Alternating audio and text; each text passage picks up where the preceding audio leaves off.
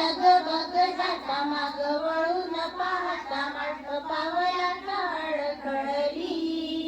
जशी मावळ